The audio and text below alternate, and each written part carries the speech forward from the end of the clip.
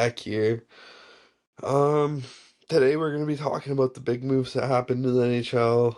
Um, some blockbusters for sure. Some GM firings. Lots of good stuff. Lots of good stuff. So, I mean, we're 2 days late to it, but man, was That Friday was that was ever a day for NHL trades.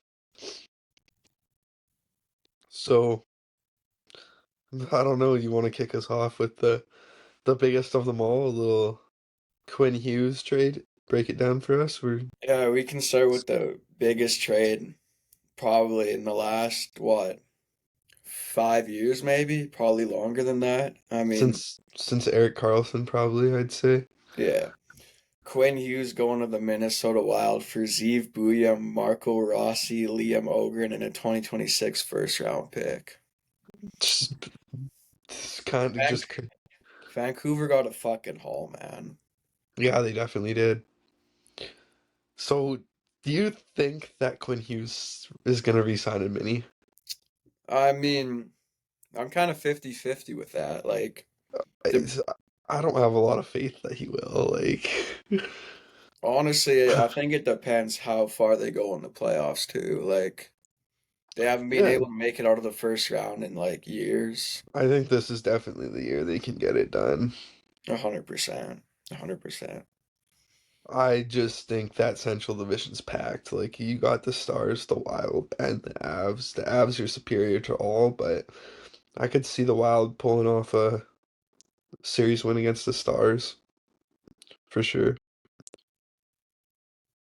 But no, like if we like what Quinn Hughes brings to the Wild, I think is massive. Like especially just trying to get over that humble. If they only get him for the year and a half, two playoff runs, I think that can bring some excitement to hockey in Minnesota. Try to get them over the hump. They're kind of in their window right now, like the Oilers, in the sense that Kaprizov and McDavid are the same age, kind of in their prime years right now. So, um, yeah, like I like the move by both teams. I think it's good that Jim Rutherford kind of accepted that they're going to be going into a rebuild. He finally said that they're going to be going into a rebuild. So, um, but like, what a haul to get back. Yeah, is it the biggest guy out of them all is Zeev Buium. I mean, that guy's gonna be a stud. Like, I don't know if he'll ever be to a Quinn Hughes level, but no, he'll be, he's definitely not gonna be Quinn Hughes level, but he's still gonna be like a solid replacement. Like, yeah, I was definitely. watching the Canucks game yesterday, and he had 2 points in the first period, and he played like 3 minutes. Like, Yeah, I think that we're gonna see the Canucks start to sell off their pieces here. Like Connor Garland will be gone soon. Kane will be gone, Sherwood. Yeah, I would love for the I don't Oilers. think they get rid of that Pedersen contract. There's no one that's gonna take that. Yeah, I don't know. It's gonna be hard to move off that for sure. But I mean, it's gonna dark times. Speaking of Pedersen though, I told you this yesterday. Podkolzin and Pedersen have the same amount of goals right now. And Pedersen makes 10 and a half, and Pods makes like 1.3 right now, right? Yeah, I just can't believe that Rick Tocchet and the Canucks didn't like pods. Like Dude, absolutely crazy to me. he's such a good fit on the oil, but Yeah, he really is. But like they finally admitted they're gonna rebuild. Dark days, it's definitely coming. But like Rossi as well, really good second line center. Obviously hasn't been having the greatest year in many this year, but he was hurt for like 3 weeks ish, I think. So locked up for 3 more years at a really reasonable price. After that, kind of stall. Like they had the contract dispute and get signed. People thought he might get offer sheeted or traded traded. maybe. Yeah, like So there were those rumors in the offseason that he could be headed to Vancouver there, and I guess it did happen. yeah, So and then Orgl how, how do you pronounce his last name? Organ? Ogren. Ogren, first round pick. You know, hasn't had a point this year yet with the Wild, but I think he's definitely a good piece for the Canucks to get. He was kind of the least important piece in the deal, but still former first round pick, and it'll be interesting to see how well the Wild do in the playoffs to see where that second, the last piece they got, which I think is probably the third most important in the deal, that first round pick where it lands. Yeah, I like it by the Wild. I like what the Canucks got back. So, like hypothetically here, what do you think the next few pieces to get moved here by the Canucks are? I mean, we're not going in order, but I think Sherwood's definitely first. Okay, I mean, I kind of went by order there, but I think I would Sherwood. say Sherwood 100%. I think Sherwood would be a great fit on the Oilers in a role that the Oilers don't really have right now. You know, I would be surprised the Oilers would have to pay a little more than most teams being in division. But yeah, like it's definitely a guy I would love the Oilers to get. Um, Vander Kane's another guy. I mean, yeah, Connor Garland, like you said. I think Garland gets moved. He only has one more year left until his new no movement clause kicks in. Um, he's not over 30 yet, so he's kind of going into what is he, 29? He'll be 30 next year. He has a 7-year extension at 6 mil. That's still a good price for what you get out of him. Like he's a 50-point guy-ish. I think they move him. He's at like 4.95 right now. I think he'll be moved soon. And then um like I don't really know what else. So like I don't think they can move off Pedersen. I don't think they're trading DeBrusque either. He feels a long shot to get moved. I think that they should move Demko as well. Like I don't think they're Yeah, beating it. they should like looking at a team like Carolina for Demko. I mean, Carolina's a team that needs goaltending. Maybe say even Montreal. Like they haven't been getting good enough goaltending this year. The only thing about Demko is he's so injury prone. I just don't think a Demko trade happens though. They should I move don't him, but I don't either. think it happens. I don't think it will either. They just need to fully embrace the rebuild. It needs to be like we need to look back at these teams in like 10 years and it needs to look like or the decade of darkness Oilers teams. Like just like Boyd Gordon's, like guys at the end of their career and then they have their young guys that they're drafting like have good guys and they're good younger guys developing in their 20s with some older veterans and kind of just embrace the rebuild. You got to. Lots of teams, like, I think they were kind of just pushing off a rebuild. They had that one really good year in 24, Yeah, 24, 23, 23, 24. 24. Yeah. Yeah, and they weren't good enough to make it out. And I kind of like, I kind of saw the stat of them, of what they've got for trading Bo Horvat, JT Miller, and uh,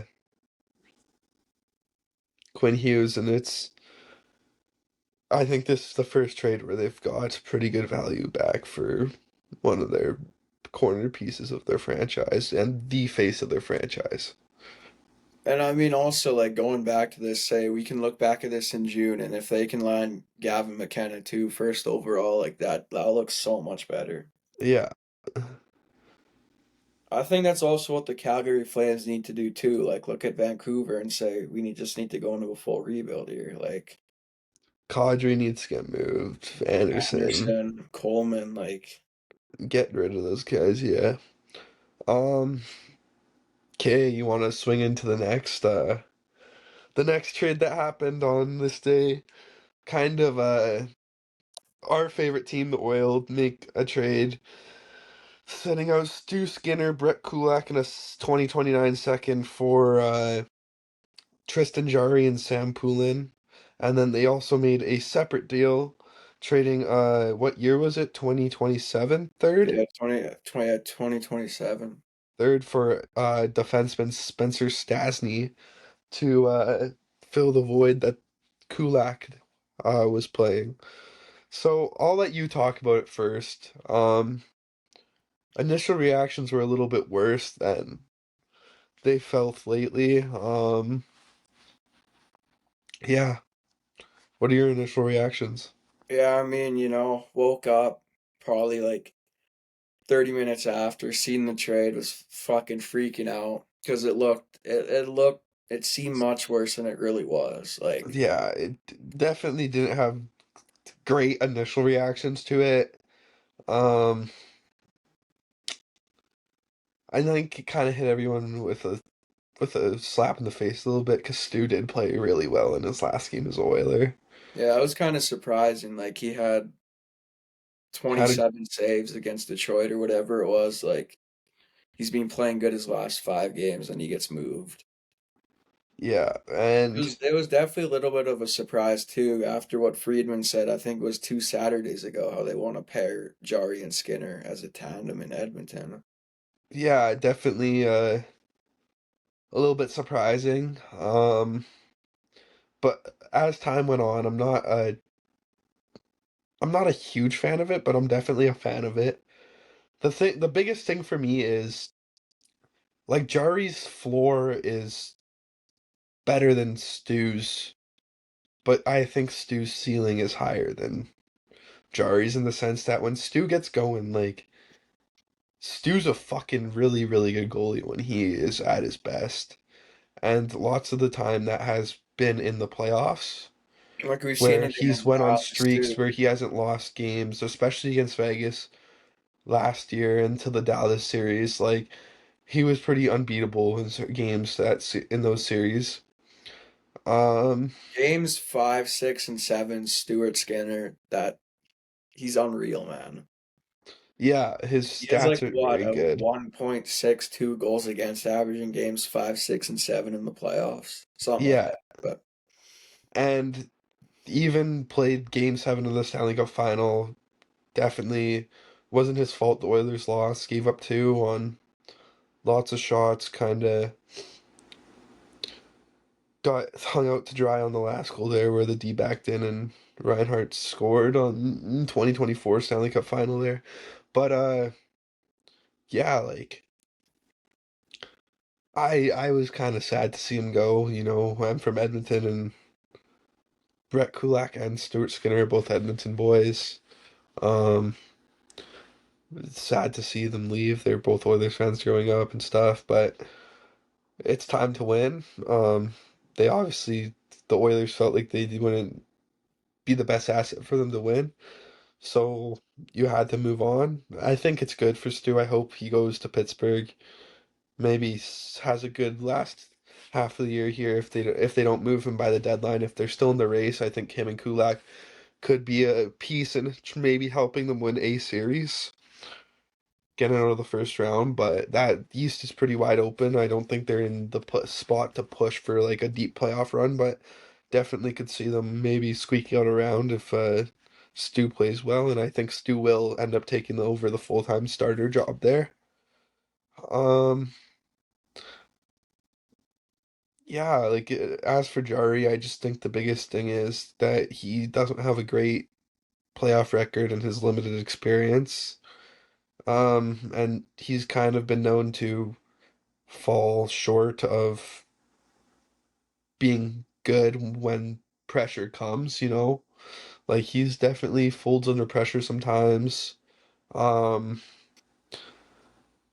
in big games, he hasn't always been there in the sense that, uh, like Stu has a lot of playoff experience and has won many big games. But you know, I think that the thing with Jari is Jari will be a very, really good, regular season goalie. I think he's definitely more consistent than Stu is in the fact that I could see Jarry putting up like a 913 to 915 the rest of the way with the Oil. Like his first game as an Oiler, he should add a 930 if they don't give up that fucking terrible goal at the end of the game. Yeah, everyone was sleeping on that play. That was Yeah, brutal. but yeah, I expect them to go into Pittsburgh and have a good game. I think both goalies are going to be Revenge hungry. arc, man. Like, is Stu for sure going to start that game? Like, if I'm the Penguins, I might not start Stu. Well, they activated him and Kulak because they finally got their visas figured out. So Yeah, there's a chance he starts, but who knows? yeah, I think that Brett Kulak's going to help that Penguins decor a lot. They've obviously blown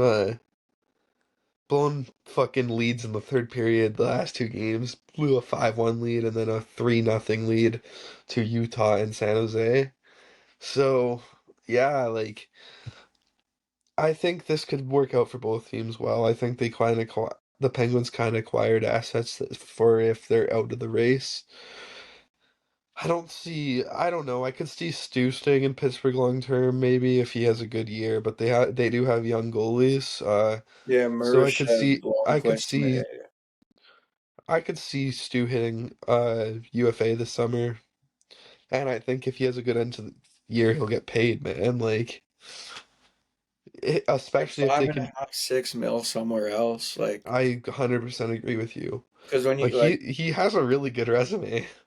Like that's the thing. And then Kulak, I think he's gone from Pittsburgh at the end of the year. He'll go sign I don't even somewhere. he was for sure not staying in Edmonton after this. No, I don't think he was staying in Edmonton again.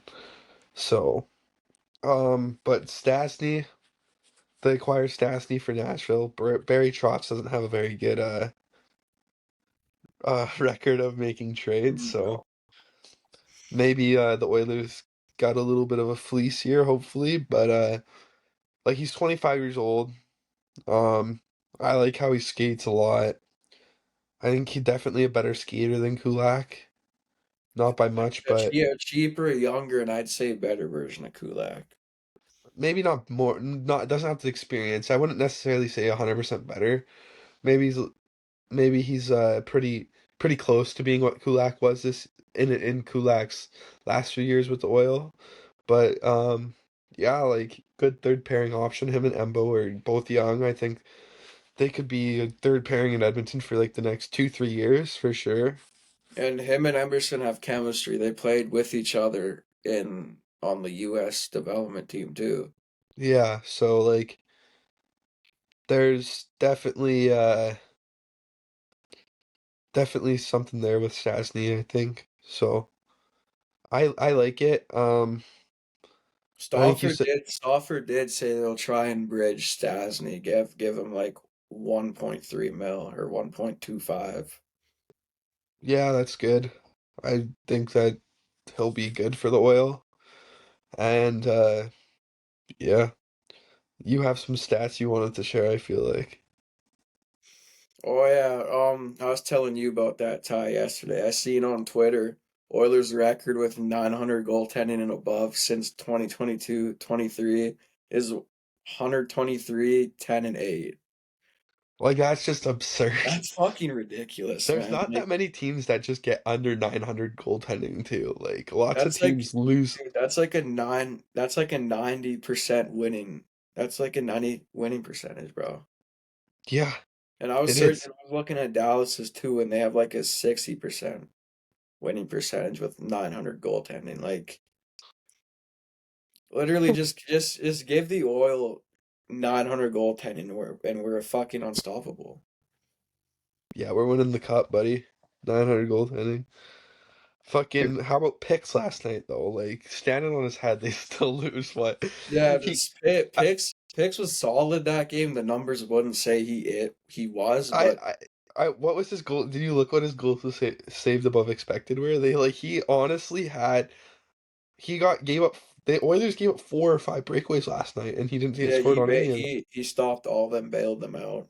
Like he was solid. The numbers won't say he was, but I don't think they make a move there. I was wrong about Skinner getting traded, but I just I I think at some point this year Picks is gone. I don't think Ingram will be the solution. He's the worst goaltender in the AHL right now.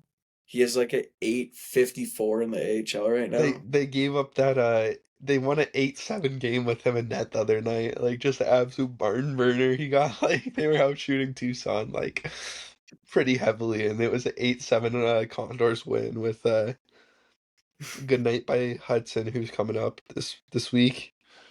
You think Freddie's out, or is it like official No, that I Freddie's mean out? I feel like Freddie should be out. Like Max he's Jones is coming out, bro.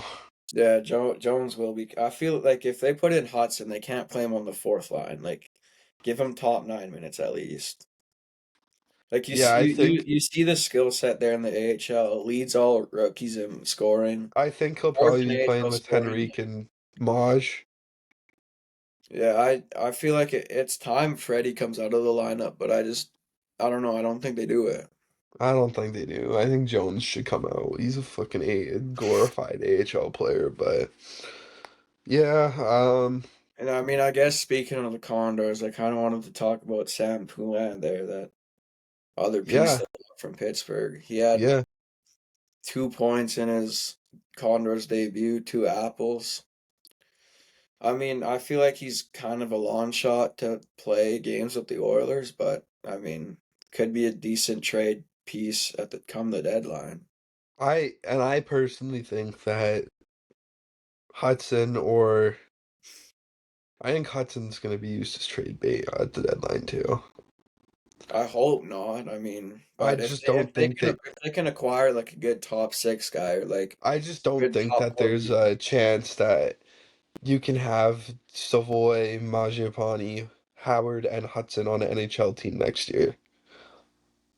I mean, you could, but I just don't think that's a very successful NHL team and with I a mean bunch of like also the Condors are so deep up front too, like Samansky, Marjala, Howard. and those guys are bigger. Szymanski's bigger, and I just don't think you can have that small skilled two. You can't have four small skilled guys. So I think that Savoy and Howard are kind of your guys there, and I think that Maj only will have 1 year left on his deal. So I think Hudson might be used as trade bait at the deadline with like a Poulin. I Um, do wonder about if they trade Monge at the or in the off season. I don't think they do. I don't know. He hasn't scored a goal in like 18 games. He's slumping. I just don't. I think he was awful signing in the offseason. Like, Like he was their top signing, and then their second target was Roslovic, which he's panned out great. He's obviously hurt right now, but signing Roslovic kind of makes up for getting Mangiapane though. yeah, yeah, but that's $3.6 million that the Oilers could be using on someone else, and Majupani is just like an ineffective NHL player now. I don't know. They could flip him at the deadline too, I but don't think no one's taking him, man. Like, I don't not know. like you don't like see a team like say San Jose taking him on for San safety. Jose's not bad. I don't think San Jose's selling at the deadline now. San Jose's fucking good. They're the second wildcard team. I mean, Like there's the trade room. There's been lots of rumors over the past years about Mario Ferraro and San Jose. Like, I could see something with Monge and Ferraro, maybe. I think that the only teams that are just full out selling at the deadline will be the Calgary Flames, the Nashville Predators, and the Vancouver Canucks in the West. Everyone else is somewhat in the fucking hunt. The Blues could be sellers if they're still on the kind of pace like they're on right now, but everyone's close. Everyone's 500 or better almost, besides those four teams. Also, speaking of the Canucks, I kind of wanted to bring this up. Lucas Reichel waived on the weekend. That's a terrible manage of assets, dude. Like they trade a fourth for him, and now they're waiving him. Like, They're trying to trade him again. I mean, I've seen some rumors about potentially maybe trading David Tomasek for Lucas Reichel. Little change of scenery. I I don't just know. don't think what I don't understand the point of that. This guy's obviously just like I think he's a guy that's gonna go back to Germany and be a really good German fucking professional over there. But He started off hot with the Hawks too. He had like 4 points in 5 games and then fucking 1 point in 14 with Vancouver. yeah, I don't know. Um, okay, if you want to get into the last thing we have to talk about here, the Yeah, the Columbus big Blue Jackets old GM getting hired. He was in a senior advisor role with the Sabres, and um, Kevyn Adams is officially not above the Buffalo Sabres general manager should anymore. have Kevyn Adams being fired should have happened a long time I ago. agree. I just think I there you're gonna talk about some of the trades here that Jarmo Kekalainen has I fucking mean I don't think made. Kekalainen is the guy you should have hired, but I mean getting rid of Kevyn Adams is a win in my opinion. Yeah, Um, I mean, I guess one of Kevyn Adams' most notable trades here was getting Matthew Olivier from Nashville for a fourth round pick. That's panned out well for Columbus. yeah. Um, he traded Max Domi and a 6th round pick to Florida for Tyler Inamoto. He's playing with the Condors right now, I believe. Max Domi was a Panther? Or I guess no, they there was a 3-team trade that Panthers flipped them to Carolina. Okay, okay. Seth, obviously, his probably other biggest one was getting Seth Jones a first and a sixth from, or trading Seth Jones a first and a sixth for Adam Boquist 2 firsts and a second. Yeah. Who did those first turn into? I think one of them was Kent Johnston. I think I could be wrong. I'm not sure about the other first. Um, Josh Anderson for Max Domi in a third. That I don't hate that because Domi had the huge breakout year in Columbus, but Oh, this was a one that I've seen on Twitter with Oilers fans because of Bowman. Panarin Mott in a sixth for Sod Anton Forsberg in a fifth. yeah, that's just fucking insane. There, I mean, This is what the trade was. It was Boquist, Sillinger, and Aleski Haimosalami, and then Juracek, David Juracek, who they then traded for another first and Damon Hunt. I mean, David Jiricek, man. I mean, that guy's He's not, almost I think he's almost in bust territory, but yeah, 100%. Especially now that Vancouver got Hughes. Like, I don't see really any pathway with him on Minnesota now. I don't either. Um, do we wanna go through Kevyn Adams? Couple of Kevyn Yeah, Adams. let's go through a couple Kevin Adams, just absolute awful Oh, trades. last year at the deadline, he acquired Josh Norris and Jacob Bernard Docker for Dylan Cousins, Dennis Gilbert, and a 2026 second. Tough one there. Josh Norris has been a good player when he plays, but Yeah, he's just so fucking injured every year, man. Like, yeah, um, my favorite one, Matthew Savoy for Ryan McLeod and Tyler Tullio. like it isn't the worst trade ever. Ryan McLeod is a good player for the Buffalo Sabres last year, but I I think think in it'll be a terrible trade when yeah, it's all said and done. in the long run, it will be a terrible trade because Savoy has so much upside to him. Like you can even see it, man. Like he did have that wide open net yesterday against Montreal, and he fucking hit the post. But he's been Yeah, playing better lately. Puck's been going in the net more, so Um, this is another big one. Casey Middlestad for Bowen Byram. yeah, that was a big trade. I mean, And then Byram's injury prone. He's being healthy, I believe. Wasn't even really. He was just used as a trade piece in the Charlie Coyle trade after. So Um, his biggest one though, Jack Eichel and a third to Vegas for Alex Tuch, Peyton Krebs, a first and a second. and who was the first? I'll check that right now. Actually, I think it this was Yuri Kulak or whatever. I think you might be right. I don't know. I gotta like go through this here. Hold on.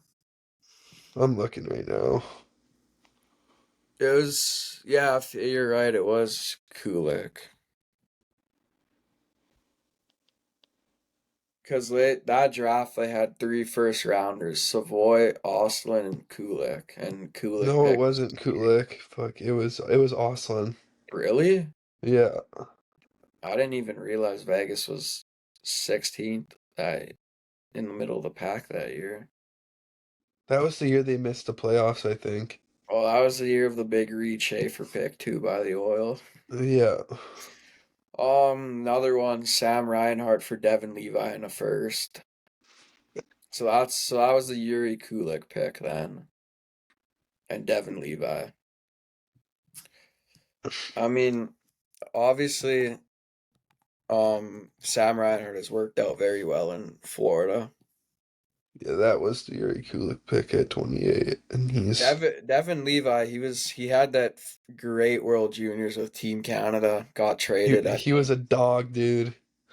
He got traded the year after to Buffalo. Like, Devin Levi's a promising goalie prospect. Like, there's no runway for him in Buffalo. They have three goalies right now: Pekka Luukkonen, Colton Ellis, and Alex Lyon. Like, I agree with you, dude, and I just don't know what they're doing. Like the direction of their franchise is so bad. Like they went through a rebuild, but they never went through the rebuild for. They've been in they're just in the state of mediocrity right now. Like they went through that rebuild, got Jack Eichel, got Sam Reinhart, kept getting good picks, got Darlene, and then they're just kind of in stagnation right now with being mediocre. Like I just like think you're either got to make a big move to get out of mediocrity, or you're gonna have to rebuild again and do it right this time. I've thought about this, but Buffalo and Edmonton could be real good trade partners. Like Edmonton, Rashog was saying that they're What? looking for a top six guy. Maybe like Yeah, swing Alex Tuck, but what the fuck are the Oilers gonna give up? like Alex talking Alex Lyon to the Oil, but I mean you got to make salary work there too. Like, fuck, that would be a huge package. Like, I don't know. Like, I'd maybe Monge, Pickard, Howard, Hudson, and a pick. I don't know. Like, I would not want to give up Mike Howard in that trade though. I but like would Todd, like Buffalo is gonna ask for a lot for Tuck Then I then. don't want Alex Tuck if we have to give up fucking Ike Howard. There's only realistically four prospects the Oil could trade, and I feel like two of them are unrealistic, which Howard is one of them, and then there's two others that they could. I think the Um, Oilers got more. They got some good AHL depth. like the untouchables for the Oil and the Alex Tuch trade would for sure be Savoy and Howard, but Buffalo would ask for Howard. Realistically, though, if they don't trade Savoy or Howard, which they probably wouldn't, you could trade either Akey, Hudson, or Poulin. Like those are really your only what three others that you could trade. Will that have enough trade value? Like you could trade fucking other guys, but